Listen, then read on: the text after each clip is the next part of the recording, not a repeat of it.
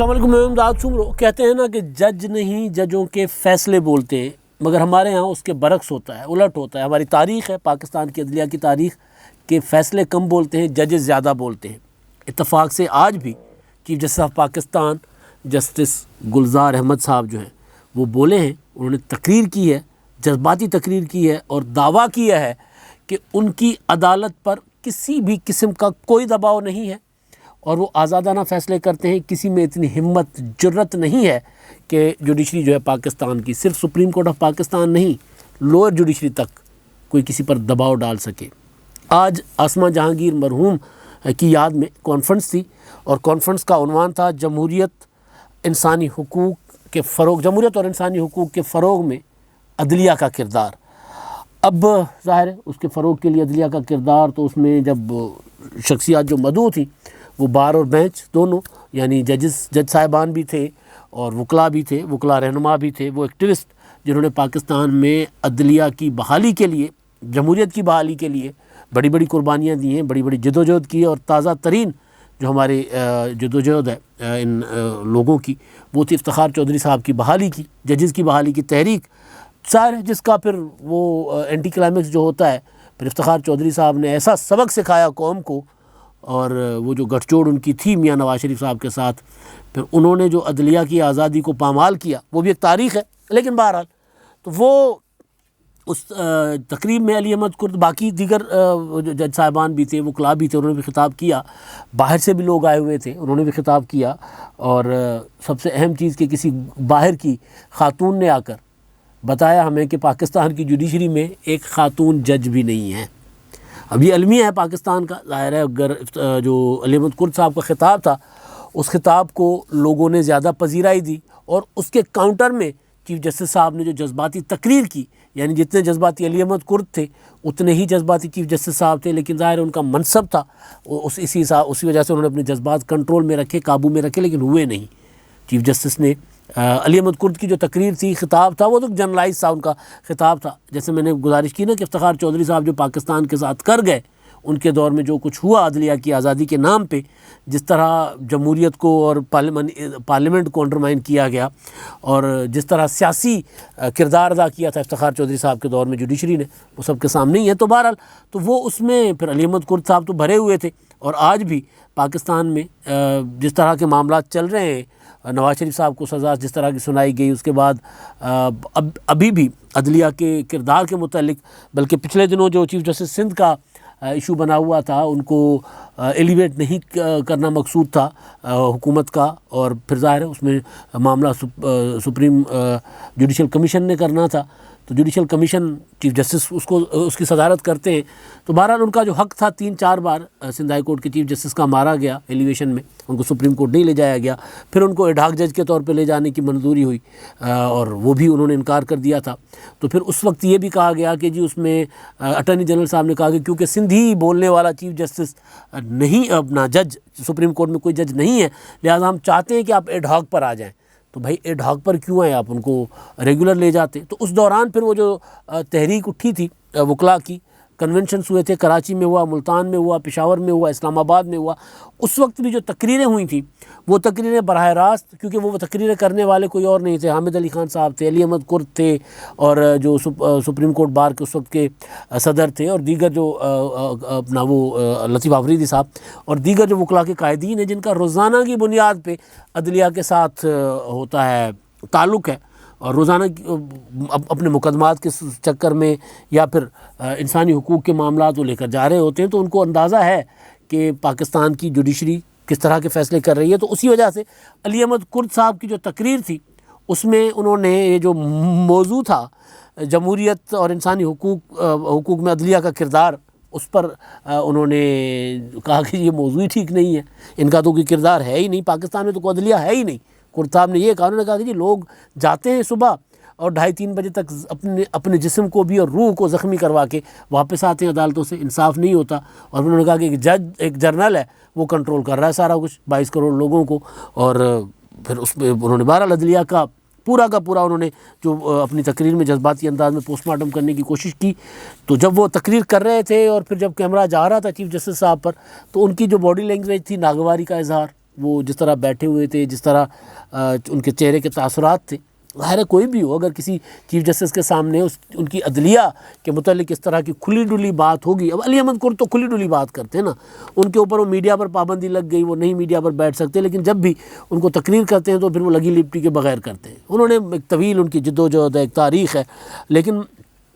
کبھی کبھی انسان ظاہر جذباتی میں بہت کچھ باتیں کر جاتا ہے. تو چیف جسٹس صاحب بیٹھے ہوئے ہیں، ناگواری کا اظہار کر رہے ہیں، علی احمد کرد جذباتی خطاب کر رہے ہیں، نیچے سے شیم شیم کے نعرے بھی لگ رہے ہیں، اور آزادی لے کے رہیں گے، آزادی، اور علی وزیر کو آزاد کرو کے نعرے بھی لگ رہے ہیں. علی وزیر ایم این اے ہیں، وہ نہیں، ان کی ضمانت ہو رہی،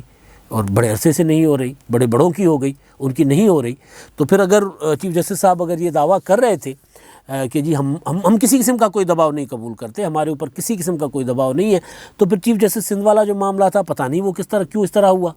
کہ چیف جسٹس سندھ کو اوپر، وہ تو کیونکہ سارا منصوبہ فروغ نسیم صاحب کا تھا کہ جن کو کسی صورت اوپر نہیں لے کر آنا. اٹارنی جنرل نے بعد میں آخر میں آ کے اس معاملے کو ذرا وزیر اعظم صاحب کو سمجھا دیا تھا کہ یار یہ جس طرح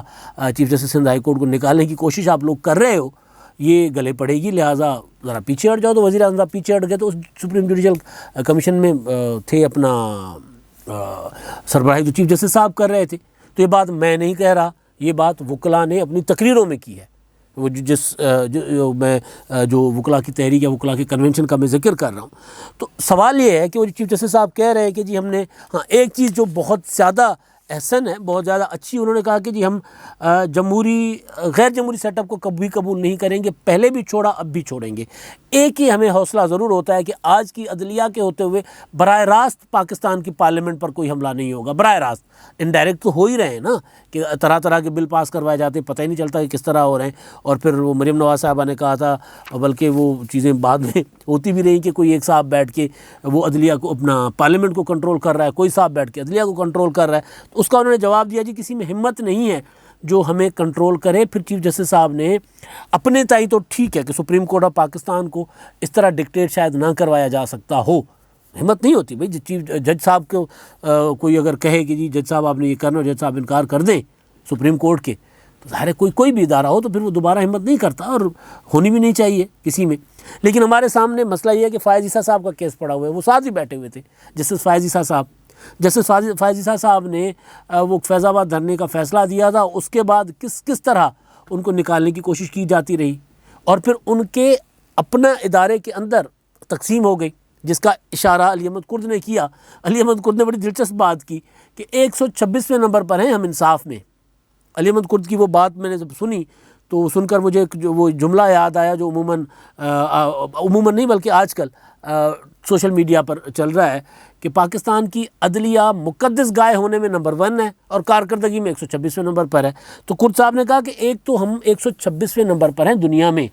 انصاف دینے میں، 130 ملکوں میں سے 126، صرف 4 ملک ہم سے نیچے ہیں، یعنی نیچے سے ہم چوتھے نمبر پر ہیں.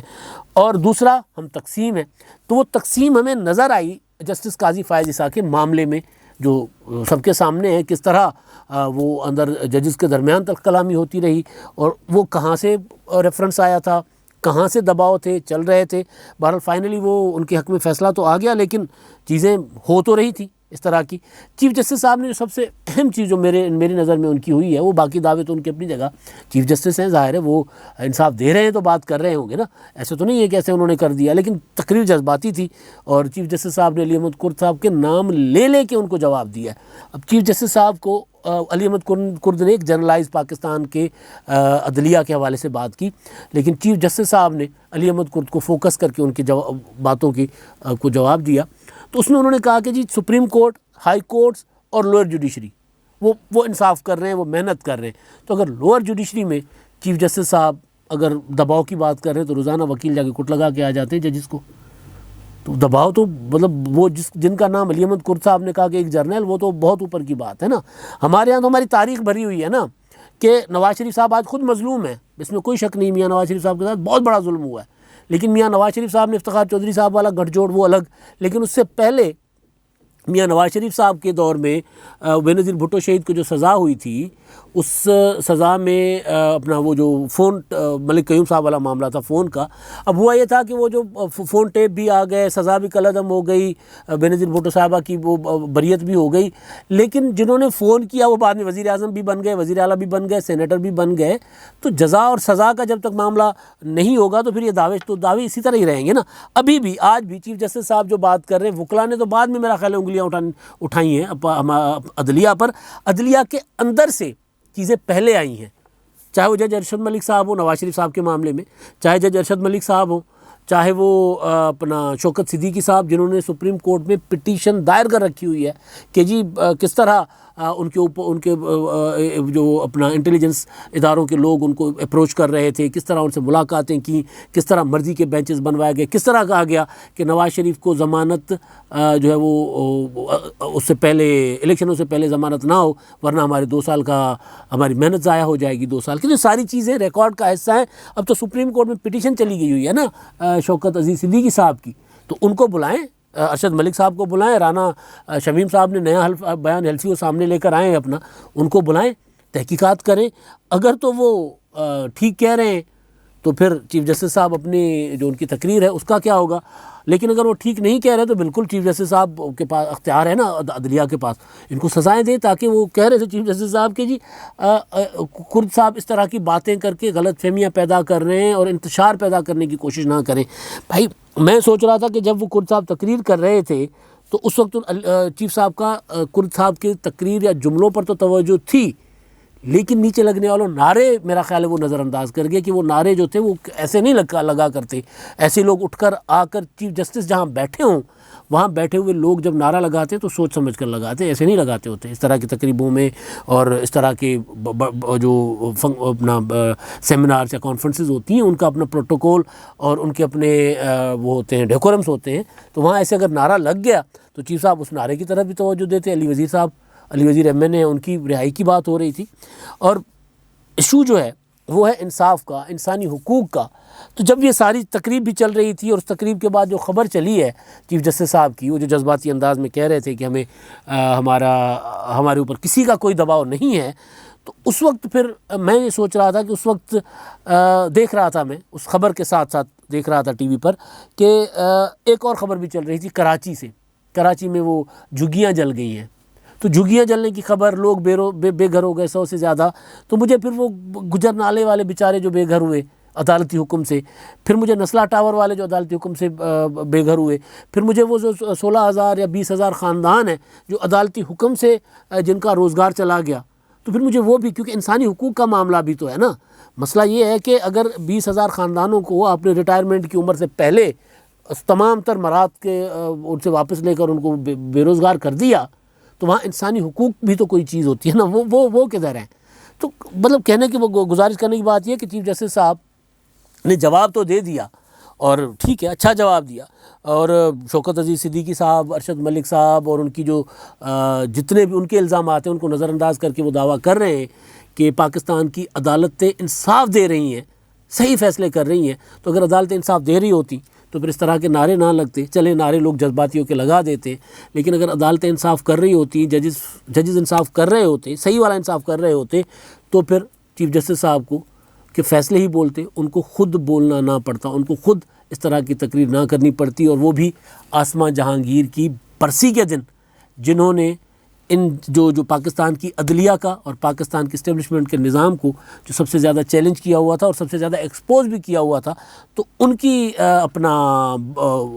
ان کی یاد میں ہوئی کانفرنس میں پھر وہ اس طرح ان کو تقریریں نہ سننی پڑتی. اور وہ بھی سامنے بیٹھے ہوئے تھے ثاقب نثار صاحب بھی. اور بہرحال تو یہ گزارش اتنی کہ جج بولتے ہیں، جج نہیں، ججوں کے فیصلے بولتے ہیں. اگر فیصلے صحیح ہوتے تو پھر چیف صاحب کو اس طرح کی تقریر کرنے کی زحمت نہ کرنی پڑتی. اب تک کے لیے اتنا ہی. اللہ حافظ.